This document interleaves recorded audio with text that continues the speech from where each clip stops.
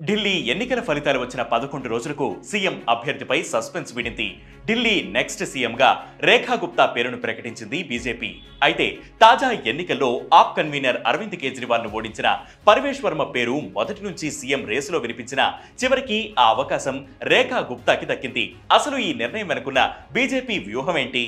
షాలిమార్బాగ్ నియోజకవర్గం నుంచి 29,000 ఓట్ల పైచిలుకు మెజారిటీతో గెలిచిన రేఖా గుప్తా ఢిల్లీకి 4వ మహిళా ముఖ్యమంత్రి కానున్నారు.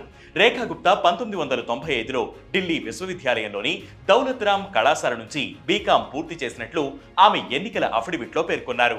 1992లో దౌలత్ రామ్ కళాశాలలో ఆర్ఎస్ఎస్ కి అనుబంధంగా ఉన్న విద్యార్థి సంఘమైన అఖిల భారతీయ విద్యార్థి పరిషత్తో తన రాజకీయ ప్రయాణాన్ని ప్రారంభించారు. 1996 నుంచి 97లో ఆమె స్టూడెంట్ యూనియన్ ఎలక్షన్స్ లో గెలిచి ఢిల్లీ యూనివర్సిటీ స్టూడెంట్ యూనియన్ అధ్యక్షురాలిగా ఎన్నికయ్యారు. 2007లో ఢిల్లీలోని నార్త్ పిథంపురా నుండి మున్సిపల్ కౌన్సిలర్ గా ఎన్నికయ్యారు.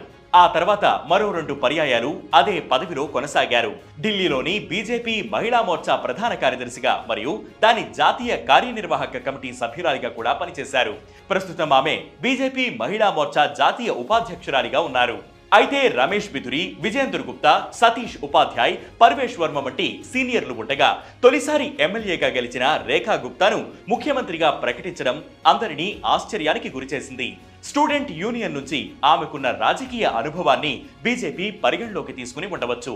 అలాగే లీడర్షిప్ రేసులో మహిళలకు ప్రాధాన్యతనిచ్చే పార్టీగా నిలవడానికి కూడా రేఖా గుప్తాను ఎంపిక చేసి ఉండవచ్చు.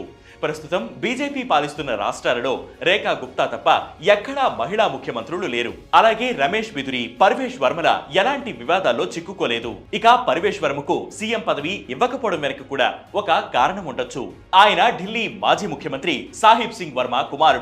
కాంగ్రెస్, సమాజ్వాదీ పార్టీ, రాష్ట్రీయ జనతాదళ్ వంటి ప్రతిపక్ష పార్టీలు కుటుంబ రాజకీయాలను ప్రోత్సహిస్తున్నాయని బీజేపీ తరచుగా విమర్శిస్తూ ఉంటుంది.